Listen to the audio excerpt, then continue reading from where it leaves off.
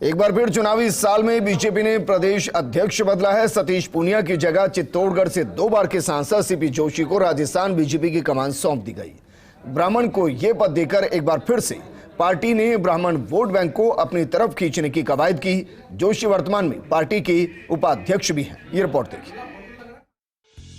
Bharatiya Janata party में जाट, राजपूत, ब्राह्मण, दलित के बैलेंसिंग की सियासत में ब्राह्मण बैलेंस इन किए जाने को लेकर लंबे समय से चर्चाएं थी। सतीश पूनिया का कार्यकाल सितंबर कहीं या फिर आधिकारिक रूप से दिसंबर महीने में पूरा हो गया था।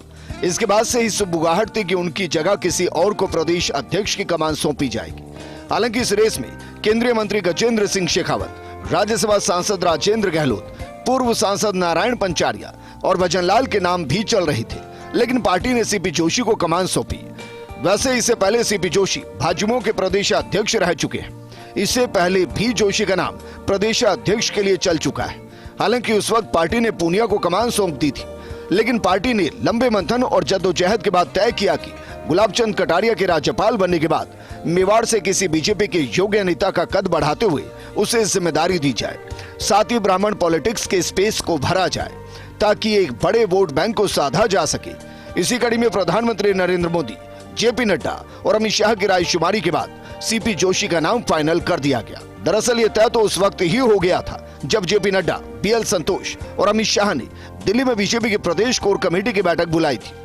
बैठक में आई शिकायतों के बाद आलाकमान को लगा था कि राजस्थान में गुटबाजी परवान पर है। ऐसे में धीरे धीरे पार्टी ने कई चेहरों को तलाशा। उन सभी चेहरों में सीपी जोशी सबसे उपयुक्त लगे। देखिए, मैं सोचता हूँ भारतीय जनता पार्टी एक बहुत बड़ा विशाल परिवार है और बहुत वरिष्ठ लोग हैं और अनुभवी लोग हैं।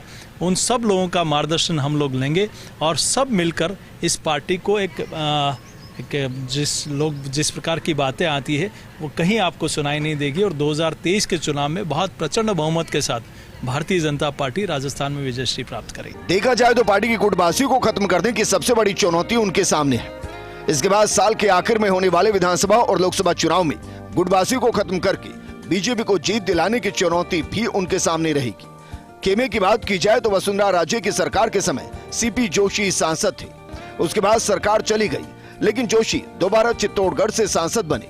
वसुंधरा राजे से सीपी का अच्छा संवाद है, तो पूनिया के प्रदेश अध्यक्ष रहते हुए भी कभी दोनों के बीच मनमुटाव जैसी कोई स्थिति देखने को नहीं मिली। लेकिन सीपी जोशी की सबसे खास बात यह रही कि सीपी जोशी के संबंध वसुंधरा राजे, ओम प्रकाश माथुर, भूपेंद्र यादव, राजेंद्र राठौड़ और अब संवैधानिक पद पर जा चुके ओम बिरला से अच्छे कहे जाते हैं। सीपी जोशी ने जब पीएम मोदी के बजट भाषण में केंद्र सरकार का विजन सदन में रखा था, तो उस वक्त जोशी को पीएमओ से लेकर सांसदों की जमकर बधाइयां मिली।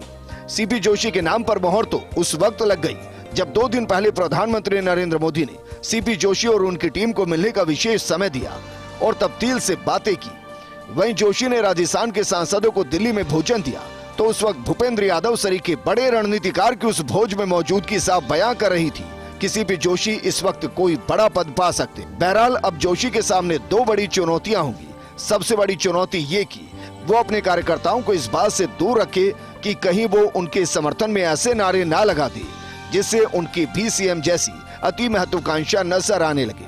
तो दूसरी तरफ वसुंधरा राजे, ओम प्रकाश माथुर, सतीश पूनिया, राजेंद्र राठौड़, गजेंद्र सिंह शेखावत, किरोड़ी लाल मीणा समेत तमाम नेताओं के साथ संतुलन बिठाते हुए संगठन को एकजुट करना और कांग्रेस से 2-2 हाथ करना भी किसी चुनौती से कम नहीं। अब देखने वाली बात यह होगी कि सीपी जोशी अपने आप को कितनी मजबूत तरीके से राजस्थान में कार्यकर्ताओं के बीच स्थापित कर पाते हैं। ऐश्वर्या प्रधान, फर्स्ट इंडिया न्यूज, जयपुर।